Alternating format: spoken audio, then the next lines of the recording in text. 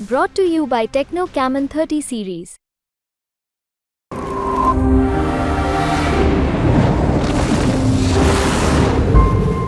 राजदीप, पिछले दिनों आपने पर्सनल व्लॉग में 10 पॉइंट गिनाए फाइनल प्रेडिक्शन अपना देते हुए कि ये 10 पॉइंट आप चुनाव में देख रहे हैं। मैं यूपी से जुड़ा पॉइंट, वैसे तो वो पश्चिम बंगाल में भी का जिक्र है उसमें। आपने कहा कि यूपी और पश्चिम बंगाल ये दो स्टेट ऐसे हैं जिसमें ना बीजेपी का अच्छा होगा ना बीजेपी का बुरा होगा।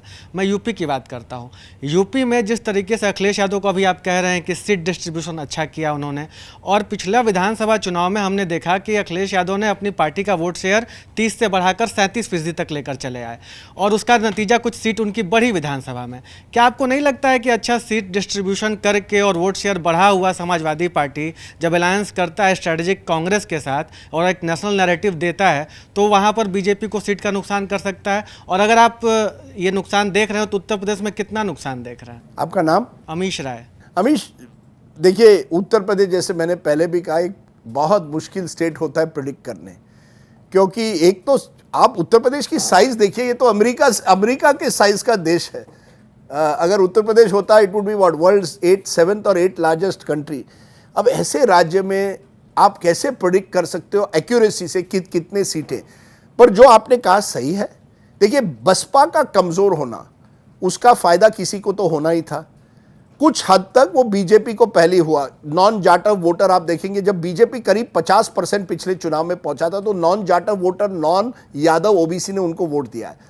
उसमें एक चर्निंग हो रही है, और अखिलेश यादव ने जिस तरह से टिकटें दिए, वो जो वोट है, कुशवाहा समाज हो, कहीं प्रजापति हो, कहीं निषाद हो, कहीं राजभर भी हो, ये जो वोटर्स हैं उनको सीटें देकर, जैसे बाबूराम कुशवाहा को जौनपुर में दी है, अब वो चांस पे है उनको, क्योंकि मुस्लिम, यादव, कुशवाहा और कुछ हद तक दलित वोट एक साथ आ जाए।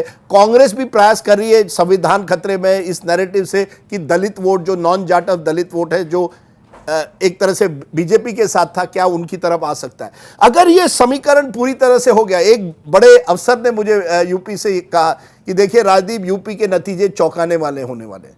तो मैंने कहा सर ये आप मत कहिए, मैं फिर रात को सो नहीं पाऊंगा क्योंकि मैं ये चौंकाने वाले, जब भी यूपी के नतीजे लोग कहते हैं तो वो कहां तक चौंकाने वाले, ये सवाल है। चौंकाने वाले यानी 20 सीट कम, 40 सीट कम, क्योंकि एक बार सोशल चर्निंग होने लगे, वो कहां सीमा उसकी क्या होती है वो अभी तक तय नहीं। लेकिन देखिए, योगी जी की अभी तक लोकप्रियता है, कई लोगों में, महिलाओं में अभी तक लोग बात करते हैं शासन और राशन की। तो मैं पूरी तरह से सहमत नहीं हूं कि एक मेजर चेंज अभी तक हो रहा है। मैं देख रहा हूं ग्रेजुअल चेंज। अब ग्रेजुअल चेंज सीटों में कितना होगा, 15-20, ये कहना मुश्किल है। ऐसी 14 सीटें थी पिछली बार जो बीजेपी 50,000 वोटों से कम जीती थी यूपी में लोकसभा में, जब मोदी जी की पॉपुलैरिटी पीक पर थी। अब उन 14 सीटों में क्या होगा? और ऐसी 8-10 सीटें हैं जहां समाजवादी पार्टी और कांग्रेस का जो समीकरण है वो बीजेपी पर हावी होगा। अगर वो सभी वोट एक साथ आते हैं, एमवाई कॉम्बिनेशन अगर इंटैक्ट रहता है, उसमें कुछ और उस एरिया का कैंडिडेट की जाति भी ले ले, तो कहीं ना कहीं एक बदलाव है। युवाओं में मैं देख रहा हूं, महिला, जैसे मैंने कहा बार बार, महिला अगर मोदी जी को यूपी हो या कहीं बिहार हो, महिला वोटर अगर उनके साथ रहे तो मुझे लगता है वो उनकी बहुमत कंफर्टेबल रहेगी। लेकिन अगर वो साथ छोड़ दे तो फिर जो आप कह रहे हैं, कौन जाने किस लेवल पर कितनी गिरावट हो सकती है यूपी जैसे राज्य में। लेकिन अभी भी मैं कहूंगा BJP still in pole position even in UP. मैं ये बात के लिए नहीं मानने के लिए तैयार हुई कि पूरी तरह से उलटफेर हो रहा है।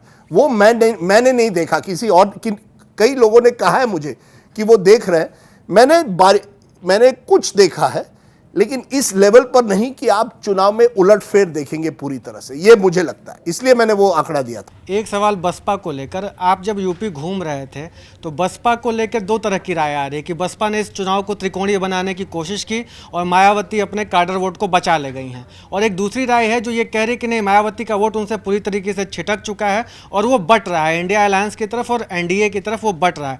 आप किस राय के साथ है कि बसपा का वोटर जो था वो आज कहाँ खड़ा है? ये बड़ा अच्छा सवाल है, क्योंकि मैं और एक थ्योरी देता हूं, और ये सब थ्योरी में है कि शुरुआत में बसपा ने तय किया इस चुनाव को लड़ना है।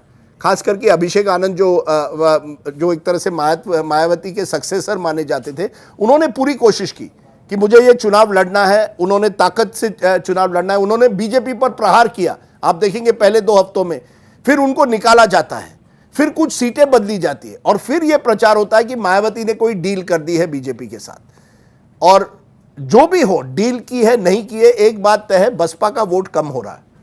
अब वो जो कम और बसपा का वोट कम यानी बसपा का है एक 15, 18, 20% तक भी वोट गया है 5-10 साल पहले, उसके पहले तो और भी था। लेकिन आप पिछले 7 सालों में भी देखेंगे, 2019 पे वो कोलैप्स हुआ था, और सॉरी 22 में कोलैप्स हुआ था, सिंगल डिजिट में नहीं, 2001 चुनाव है जहां सिंगल और 13% होता है 2022 तक। वो 13% बड़ा वोट बैंक है, वो 13% में से कितना कम होता है और वो किसको जाता है, वो मुझे लगता है महत्वपूर्ण है। क्योंकि ये दलितों में ये बातें चल रही है समाज में कि ये संविधान खतरे में है, लेकिन वहीं मुझे लगता है मोदी जी ने भी कोशिश की है उस समाज को एक तरह से एक लाभार्थी वर्ग बनाने की। इन दोनों में जो टक्कर है वो कहाँ जाती है, ये बहुत महत्व रखता है, क्योंकि ऐसे 10-12 सीटें तो है यूपी में जहां दलित वोटर डिसाइसिव होगा इस चुनाव में और डिसाइड करेगा किसकी जीत उन सीटों पर होती है। तो UP is the most interesting state. Maharashtra भी इंटरेस्टिंग है और यूपी इंटरेस्टिंग है, बंगाल भी इंटरेस्टिंग है, क्योंकि बीजेपी को लगता है कि बंगाल में एंटी इनकम्बेंसी ममता से बढ़ते जा रहा है और उसका उनको कितना फायदा होता है ये सवाल है। वहां भी महिला वोटर की है, क्योंकि उसी महिला ने हमेशा ममता को वोट दिया है। क्या वो महिला ममता से हटती है या नहीं? अगर वो नहीं हटती तो ममता इज सेफ, अगर वो हटती है तो ममता का वोट और सीटें भी गिर सकती है।